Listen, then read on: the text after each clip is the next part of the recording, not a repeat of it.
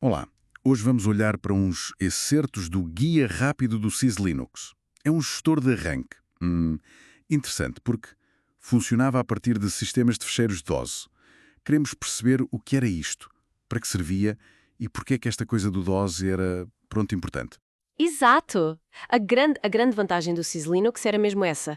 Permitir criar suportes de arranque Linux, tipicamente disquetes, formatadas em DOS. Isso significava que qualquer PC com DOS ou Windows conseguia ler a disquete. Facilitava imenso, sabes, para instalar Linux ou ter um disco de recuperação que funcionasse nesses sistemas. Pois, faz sentido, era quase uma ponte entre sistemas operativos, numa altura em que, bem, aceder a partições Linux a partir do Windows não era nada fácil.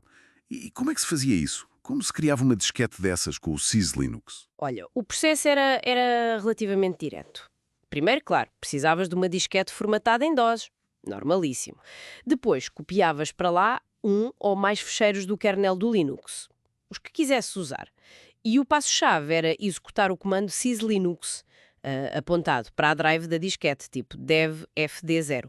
Certo, o SysLinux deve fd0. E esse comando o que fazia exatamente na disquete? Basicamente, ele escrevia um pequeno setor de arranque novo e copiava um fecheiro essencial chamado ldlinux.sys. Era este ldlinux que depois fazia o trabalho de carregar o kernel Linux. E um pormenor importante, a disquete tinha de estar desmontada no Linux. Senão, o comando não funcionava, abortava. Ok, desmontar primeiro. Percebido. E mencionaste algo sobre compatibilidade. Havia forma de lidar com um hardware mais antigo, talvez BIOS mais problemáticas. Sim, sim, havia. Muito bem lembrado. Existia uma opção, curiosamente, a documentação descrevia como segura, lenta e estúpida. Era mesmo para isso, para tentar contornar problemas com certas BIOS mais manhosas, digamos. Segura, lenta e estúpida. Adoro.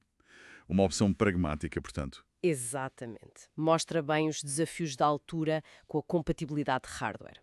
E depois de criar a disquete, pronto, arrancava-se com ela. Como é que SysLinux sabia qual kernel carregar? Dava para escolher? Por defeito, ele procurava um fecheiro chamado Linux. Simples. Mas a flexibilidade vinha toda de um fecheiro de configuração. Chamava-se sylinx.cfg e ficava também na raiz da disquete. O clássico fecheiro de configuração. É aí que a personalização consistia, imagino.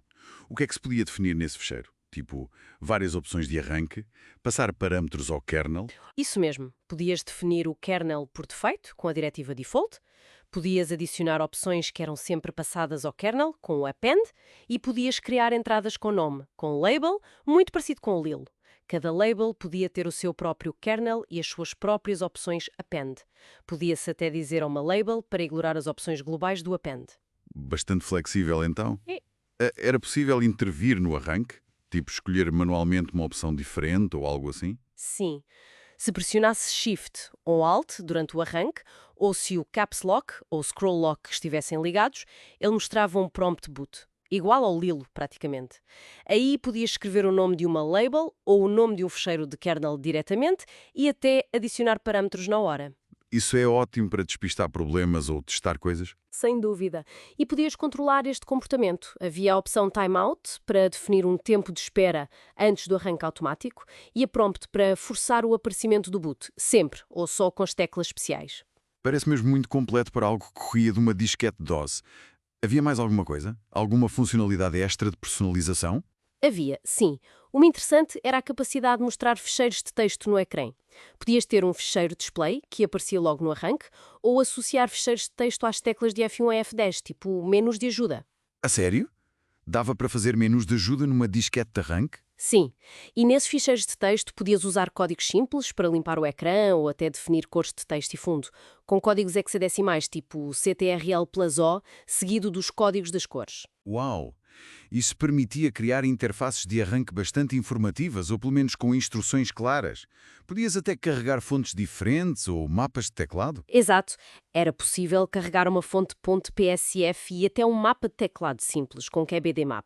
Era limitado, mas dava um toque mais polido ou adaptado. Fica claro que o SysLinux, apesar de muito específico para sistemas de fecheiros DOS, era uma ferramenta bem robusta e muito personalizável. especialmente útil para instalar ou recuperar sistemas Linux naquela altura. Sem dúvida. É um exemplo fantástico de uma ferramenta focada numa necessidade muito concreta. Resolvia o problema de arrancar Linux a partir de um meio que qualquer máquina com DOS ou Windows conseguia ler. A compatibilidade era a chave. Pois. E essa compatibilidade estendia-se ao hardware com opções como a "-A" para BIOS difíceis. Precisamente. E há desde a escolha do kernel e parâmetros até a personalização da interface de arranque com ficheiros de ajuda, fontes, cores, tudo a partir de uma simples disquete DOS. Olhando agora para trás, para esta ferramenta tão focada, tão especializada em sistemas de ficheiros DOS e em contornar problemas de hardware antigo, fica uma questão, não é? Que lições podemos tirar da filosofia do SysLinux? Desta adaptabilidade, desta criação de ferramentas de nicho para resolver problemas de compatibilidade? Será que essa abordagem ainda tem valor hoje, noutros contextos tecnológicos com restrições semelhantes? Fica a reflexão.